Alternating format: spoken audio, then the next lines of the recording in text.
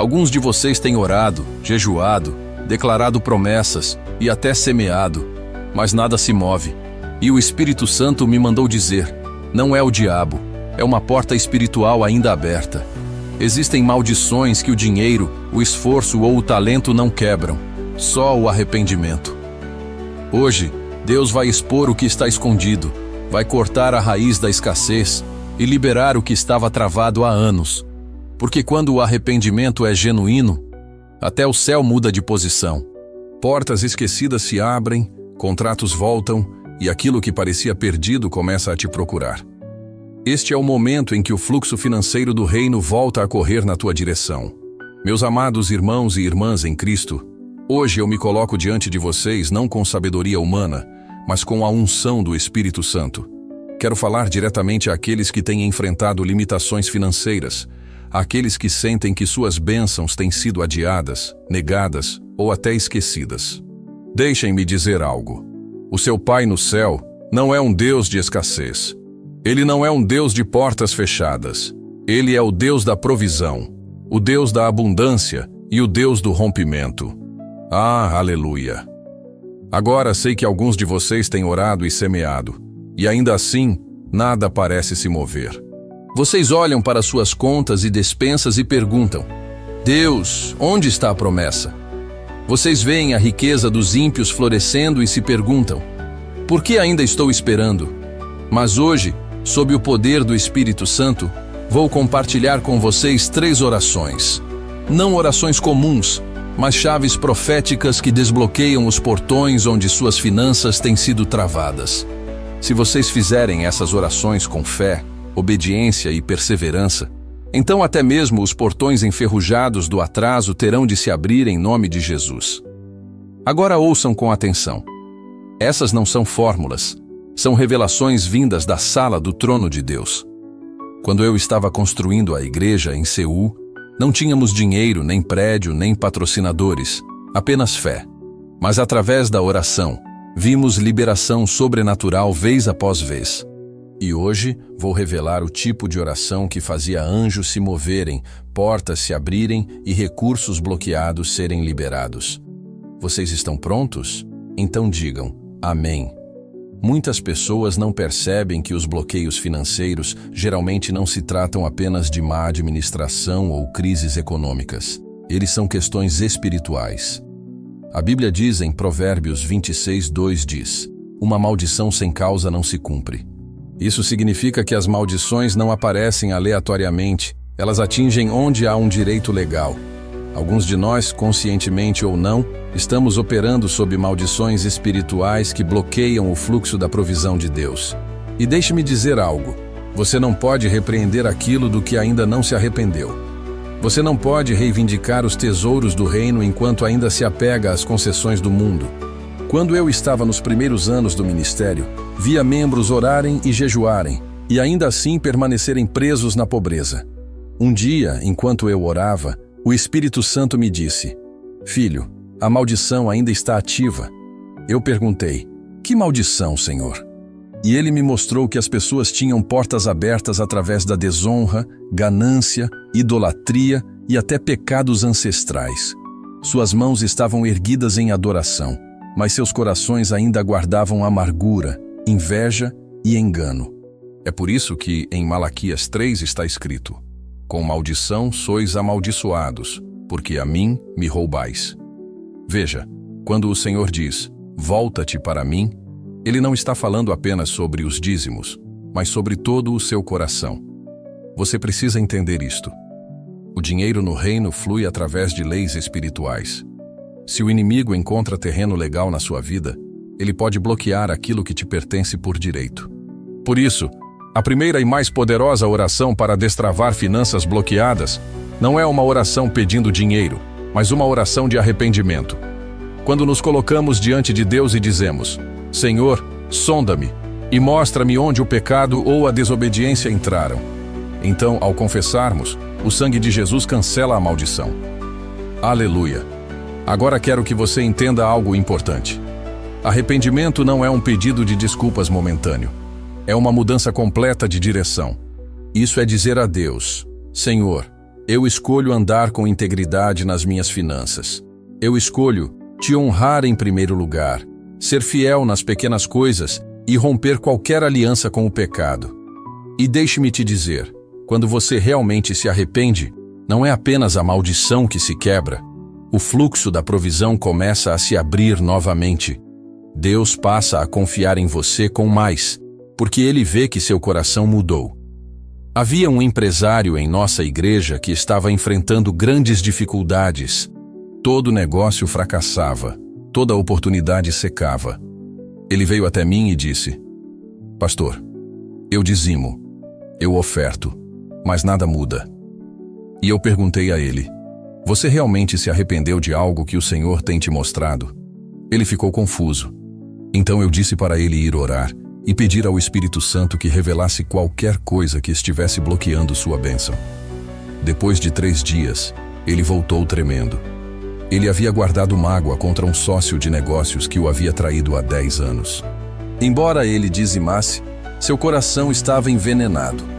Naquela noite, ele ligou para o homem, o perdoou e até o abençoou. Dentro de uma semana, um contrato que estava parado há meses foi subitamente aprovado. Amados, o arrependimento quebrou a maldição. E até na Bíblia, nós vemos esse mesmo padrão. Olhe para Acã em Josué 7.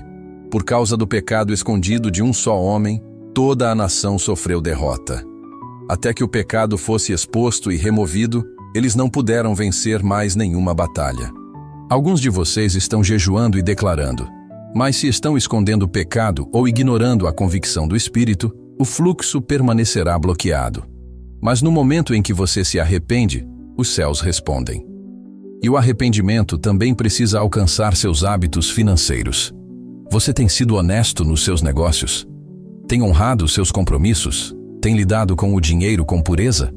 Ou tem sido ganancioso, manipulador ou preguiçoso? Deus não abençoa a desordem.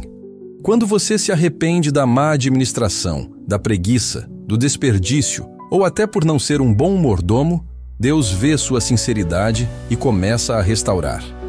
Outra área de arrependimento é romper laços com dinheiro amaldiçoado. Algumas pessoas receberam dinheiro de fontes escuras, jogos de azar, fraudes, subornos ou parcerias ímpias, e depois se perguntam por que suas finanças estão sob ataque.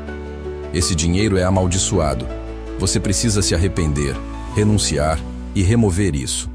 Deus não pode abençoar o que está contaminado. Lembro-me de uma mulher que deu uma grande oferta, mas suas finanças pioraram. O Senhor me mostrou que era dinheiro de um relacionamento imoral. Eu disse a ela: Deus não recebe ofertas geradas no pecado. Ela chorou, se arrependeu e dentro de poucas semanas conseguiu um novo emprego que honrava a Deus e suas finanças foram transformadas. O arrependimento também inclui iniquidades geracionais. Alguns de vocês vêm de linhagens familiares onde seus antepassados adoravam ídolos, enganavam pessoas ou faziam pactos demoníacos. Essas alianças falam contra suas finanças, a menos que sejam quebradas pelo sangue de Jesus. Você deve se levantar como sacerdote da sua linhagem e declarar: Eu me arrependo em nome da minha família. Renuncio toda a maldição geracional. Aplico o sangue de Jesus sobre a minha herança. E quando você faz isso com fé e revelação, Deus remove o jugo antigo e libera uma nova bênção. Por isso, não devemos tratar o arrependimento de forma casual. Não é um ritual, é uma transação legal no mundo espiritual. Quando realmente nos arrependemos, o inimigo perde o direito de manter nossas finanças em cativeiro. A maldição é quebrada, os céus se abrem e o que estava atrasado começa a fluir livremente. Não peça apenas por rompimento, purifique o alicerce. Peça ao Espírito Santo para iluminar cada área escondida. E à medida que você se arrepende, Deus libera o que estava retido por anos. Agora, a segunda oração que destrava finanças bloqueadas é a oração de concordância, que ativa a liberação angelical.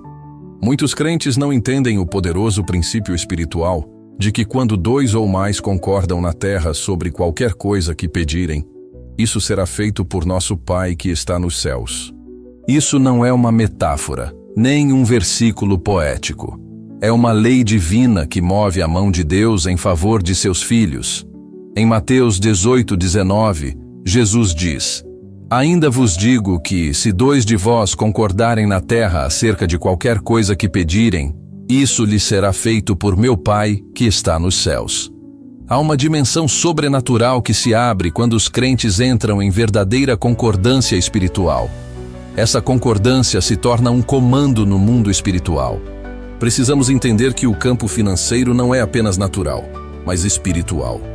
A Bíblia mostra em Daniel 10 que, quando Daniel orou e jejuou, a resposta foi liberada no primeiro dia, mas foi bloqueada por 21 dias pelo príncipe da Pérsia, uma potestade demoníaca. Houve uma guerra nos céus por causa da oração de um homem.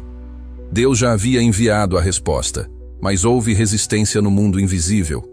O que rompeu o bloqueio? Deus enviou Miguel, o arcanjo, para ajudar. Isso mostra que atraso não é negação. Às vezes a resposta está sendo contestada.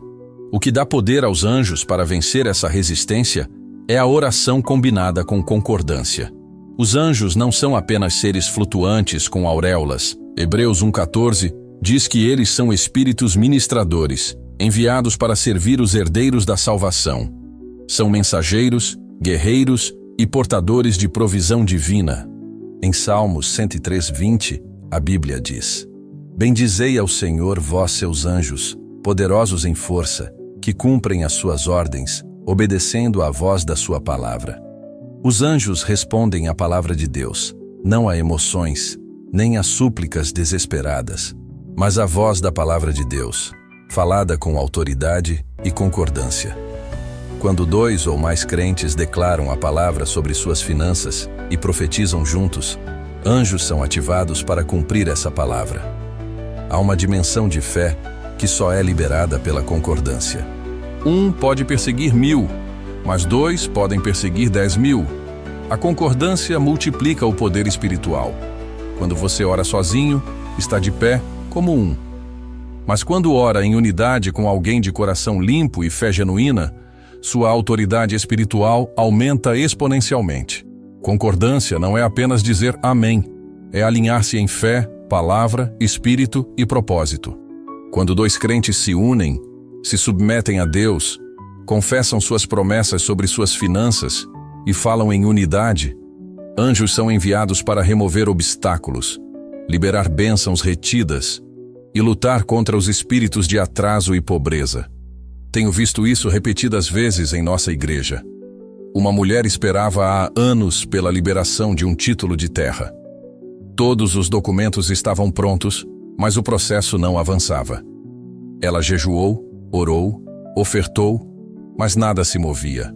Num domingo, o Espírito me levou a chamar à frente pessoas com bloqueios financeiros para uma oração de concordância. Impus as mãos sobre ela e, ao declararmos em unidade, senti o rompimento no espírito. No dia seguinte, ela recebeu uma ligação. O processo havia sido assinado. Por quê? Porque anjos foram adiante e romperam a resistência. Outro caso, um jovem queria abrir um negócio, mas enfrentava resistência inexplicável. Investidores se mostravam interessados, mas tudo desmoronava no último momento. Eu o aconselhei a encontrar um parceiro de oração maduro, alguém firmado na fé. Eles começaram a se reunir 15 minutos por dia para orar e declarar promessas bíblicas sobre o negócio. Após uma semana, um investidor que havia sumido voltou com o dobro da proposta. A oração de concordância havia ativado os anjos. Mas há um princípio ainda mais profundo. A concordância precisa estar enraizada na retidão. Amós 3:3 pergunta: Andarão 2 juntos, se não estiverem de acordo? Se você se une a alguém que tem amargura, incredulidade ou pecado oculto, sua oração não terá poder. Mas se ambos caminham em arrependimento, fé e unidade, suas palavras se tornam decretos espirituais. Jó 22:28 diz: Decretarás tu algum negócio e ser-te-á estabelecido. Isso é concordância fortalecida pela pureza e fé. E alguém pode perguntar: posso concordar com alguém à distância, por telefone ou online? Sim. A concordância não é limitada pela geografia. é um alinhamento espiritual. Lembro-me de orar por telefone com uma irmã em Los Angeles sobre uma herança congelada. Após 3 dias de declarações específicas e unidas, o caso que estava travado havia 7 anos se desbloqueou e ela recebeu tudo o que era dela. Por quê? Porque a concordância quebra a estagnação demoníaca. Anjos são liberados quando a fé é ativada em unidade. Há também autoridade em ajuntamentos corporativos. Quando uma igreja ora em unidade pelas finanças de seus membros, anjos são enviados sobre regiões inteiras, sobre ambientes de negócios e até sobre transações bancárias bloqueadas. Quando a igreja primitiva orava unida, prisões se abriam, correntes caíam e milagres aconteciam. O mesmo Deus que enviou um anjo para libertar Pedro da prisão ainda está enviando anjos para quebrar prisões financeiras hoje. Mas isso exige concordância. Não espectadores, não críticos, não duvidosos, mas crentes de um só coração e uma só fé. Lembro-me de uma vigília de oração unida, onde oramos somente por liberação financeira, sem pedidos emocionais, apenas a palavra, por horas. Declaramos versículos como Deuteronômio 28, Salmos 112 e 2 Coríntios 9. Formamos grupos de 2 ou 3 e declaramos em concordância. No dia seguinte, as pessoas começaram a receber ligações, aprovações bancárias e até cancelamentos inesperados de dívidas. Os anjos se moveram porque concordamos, acreditamos e falamos a palavra em unidade. E há algo poderoso também sobre concordar com seu cônjuge. Muitos lares permanecem financeiramente travados porque marido e esposa não estão em concordância. Um crê e semeia, o outro duvida ou gasta sem sabedoria.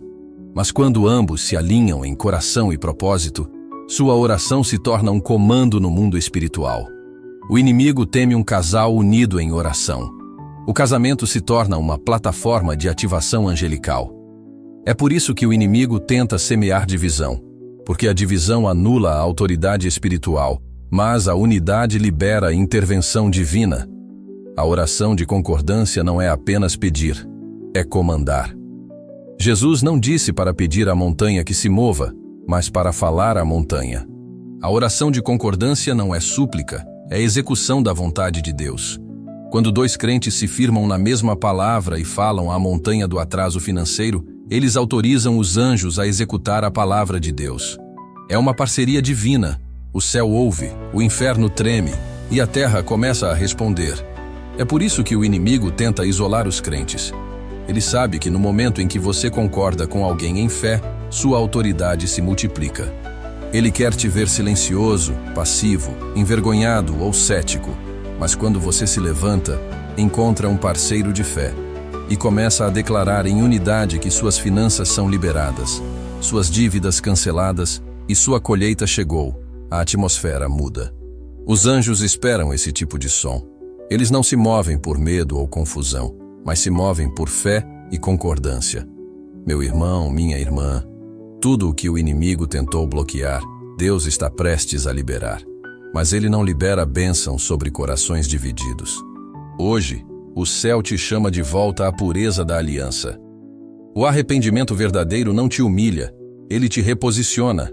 Ele te devolve a autoridade, te devolve a paz e abre as comportas que o inimigo tentou selar. Ouça bem, o mesmo Deus que transformou o deserto de Israel em manancial, vai transformar a tua escassez em testemunho. O tempo da vergonha acabou. Este é o tempo da restituição. O que estava travado por anos vai começar a se mover em dias. E quando acontecer, você saberá. Não foi sorte, foi o sangue, foi o arrependimento, foi o poder do Espírito Santo. Levante as mãos e declare com fé: Senhor, hoje eu me arrependo, hoje eu me alinho e hoje eu tomo posse da minha liberação financeira. Aleluia!